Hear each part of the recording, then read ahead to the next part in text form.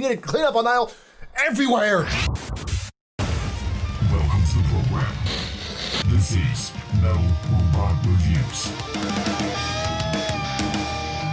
Welcome to the Metal Robot Reviews channel. I'm your host, Tom McKay, and welcome to Quarter 2, 2020 of the 10-second Purge. This episode has been a long time coming, and I am very sorry for taking as long as I have. I just obviously had to deal with the move. We're in a new place, but I also had to worry about, I had a side business started up that's been taking up a lot of my time recently, but thankfully, we are back in the thick of it, hopefully. But nonetheless, we are back for the 10-second Purge, and if you don't know how this show works, basically, we take a time period, in this case, Quarter 2 of 2020, which is April, May, and June, and we take every album that I could possibly find from that time period and go through each and every one of them in 10 seconds or less. It's very fast, very spitfire. It's a lot of fun. It's a lot of jokes, a lot of laughs, and all the other episodes of the show are also a lot of fun too. So if you haven't checked those out, definitely do. I'll leave a playlist link in the description below. We also have a couple albums from Quarter 1 that I missed, which reminds me, if you have any albums that you think I missed, or maybe some albums you really want me to talk about from first quarter, second quarter, or hell, maybe Quarter 3, Quarter 4, let me know in the comments down below. But before we get started with this episode, I just want to let you know that there is a new episode of the Metal Robot Podcast up on YouTube, Spotify, Apple Podcasts, and SoundCloud. This time out, we talk with Lindsay Schoolcraft about her upcoming album, Worlds Away. We talk about all that and have a few laughs. Here's a clip. I essentially just rolled out of bed for this one, and I look like Ellen DeGeneres if she was thrown in the dryer on Tumble. So I'm glad that there's no cameras on me right now. It's fantastic. And I did my face for you today, but it's okay. Shucks. Okay. We also have a lot more fun on the podcast outside of that clip, so if you want to find out more, link is down below in the description as well. If you have the chance, subscribe to the podcast. But with that said, let's get started with the 10-second Purge. Hazzerd's Delirium, Canadian thrash metal at its finest. Not the most unique I've ever heard, but I am glad they put their own into it instead of trying to sound like, I don't know, Testament. Testament's Titans of Creation, and whatever that creation is, killed the Corona in Chuck's system. Seriously, Ozzy may be mutant, but Chuck is fucking immortal. Shado Cult's self-titled, gothic tinge, satanic-esque, symphonic-influenced heavy metal. It's beautiful. I'm not crying, you're crying. We Demons Crater Maker, an album with the cover depicting entering hell, and the album starts off with the sound of a toy factory made by Willy Wonka. Well played. Well played. August Burns Red Guardians. Back when Phantom Anthem came out, I said that album wasn't anything new, and this is the same thing here, but I'll still headbang like a motherfucker for it. Conception's State of Deception. Drunk Dream Theater in the form of manic depressants. With a shittier production. BADGUYSWIN's Cowards. What did you do to that horse? It looks like he was on an overbooked flight. Nightwish's Human 2 Nature. The kings of accessible symphonic metal and the kings of interchanging their vocalists every now and then are back with a double album that might make fans pick one or the other. Azusa's Loop of Yesterday. The strangest pop album I've ever heard. Aborted is the Grande Mascarade. Technical death metal for kids age 5 and up. The Black Dahlia Murder Verminous. Do I even need to tell you that this album is great? It's Black Dahlia. Come on, go get it. Abysmal Dawn's Phylogenesis. Brutal, chaotic death metal with a modern twist and the classic taste. Danzig sings Elvis. Dude, it's just sad. Like, not because it's emotional, but because it's so horrendously batshit that this is where he is now. Dude, go home. Katatonia, City Burials. I never thought chill metal would be so chill. Not for the leprosy-loving hearts. Warbringer, Weapons of Tomorrow. Dude, look at the band name, look at the album name, and look at the album art. You know everything you need to know going into this album. That site is still legit. Demise of the Crown, Life in the City. Dude, I don't even have a fucking joke here. It's really good. I dug it. Victoria K's Essentia. Fun fact, this album's alternative titles were either featuring Sherry Vengeance or Evanescence Who? Havoc's 5. Jesus Christ! Oh my god, call Joel, call Ellie, call someone. We need to clean up on aisle everywhere. Vader's Solitude in Madness. Do I even need to describe this album to you? If you like Vader, go get Vader. Black Pestilence, Hail the Flesh, an album that thinks TMI stands for Taking Masochism Internally. Holden's Ursa Minor. Lots of grit, not afraid to maul you at a moment's notice.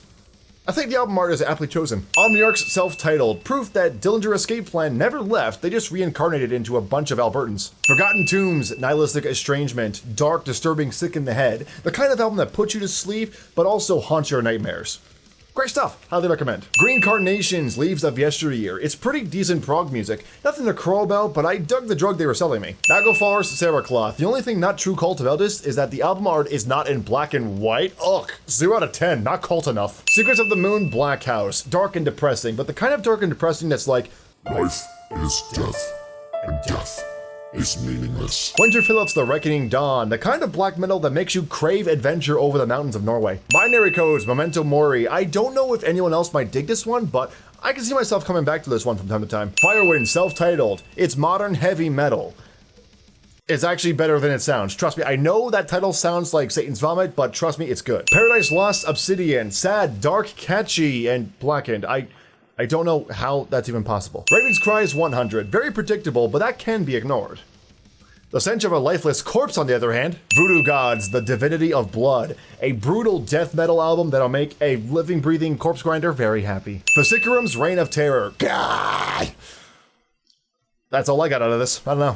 Caligula's Horse Rise Radiant. Prog for the non-prog heads, or as prog heads will call it, the inferior ones. Crossfaith's Species, an album that suffers from scene core syndrome, but much like a man who refuses to use a condom has no idea of its crops-infested condition. Fairland's whatever the fuck that title says. Okay, you cannot mix symphonic and power metal for me like that. That's not fair. That's my weakness, you son of a bitch. Antavicia's The Winter Way. I mean, come again, symphonic and black metal. Why do you make me love these? Ah! Killiterus, The After Party. Okay, I'm not gonna lie.